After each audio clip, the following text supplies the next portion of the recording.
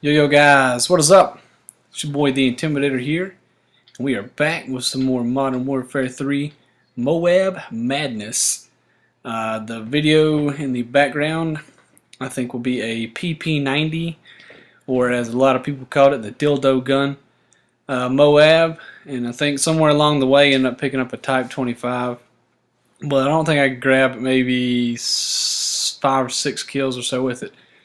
But instead of actually throwing some music on the background of the video like I've done on my previous Modern Warfare 3 MOABs, I actually want to sit down and do a little commentary over this one. And I have quite a nice little topics that I want to talk about. And what I want to talk about today is why do stats matter so much in Call of Duty nowadays. For those of you who do not know, I started off on the Xbox years ago. Started off playing Halo 1, 2, 3, back in the day. And the objective for Halo, when you got done playing a Halo game, there was not a screen that popped up at the end to show your KD, to show your how you done that game. I mean, it showed your kills, but I don't think that it showed your deaths. I think it just showed your kills. So, KD in games back then, was not necessarily something that people strive for. And then I noticed that, when I started playing Call of Duty, it seemed that KD apparently was the main focus for people. And that kind of determined, how good of a player you are. If you had a high KD, you were better than other players. If you had a low KD, then you didn't know what you were doing.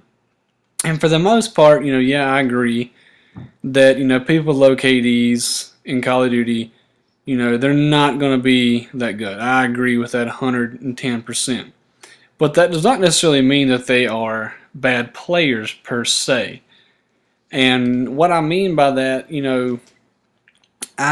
if you give me someone, if I'm playing a domination match in Black Ops 2, and you give me someone on my team who has, 1 KD, somewhere around there, but someone who has a shit ton of flag caps and defends, I will take that person on my team any day, because that means that they are playing the game how it's meant to be played, and they are playing the game for what it's meant to be, and that is to beat the other team.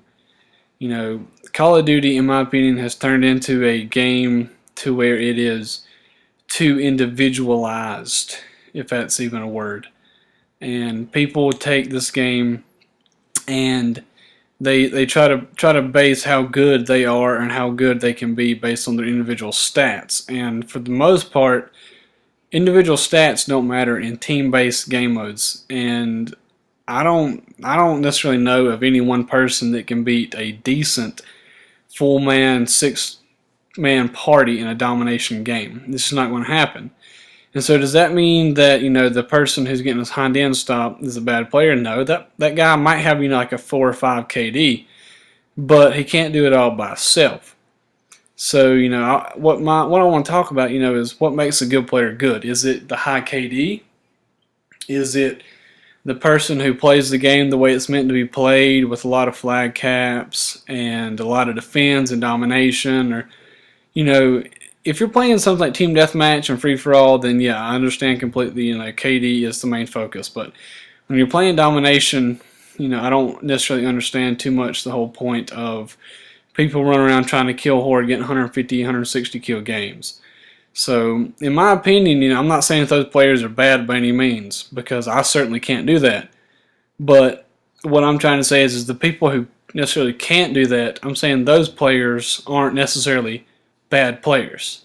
So I want to know what your guys' take is on that. If you think that those type of players who who don't have the 5 and 6 KDs, who can't get the 150 kill games, but who can go into a domination lobby and win a game, are those good players or those bad players? So I want you guys to leave me a comment down below, like the video if you don't mind, and let me know what you think about good versus bad players. And I guess that's it. The video's wrapping up, so I'll talk to you guys later. Peace out, guys.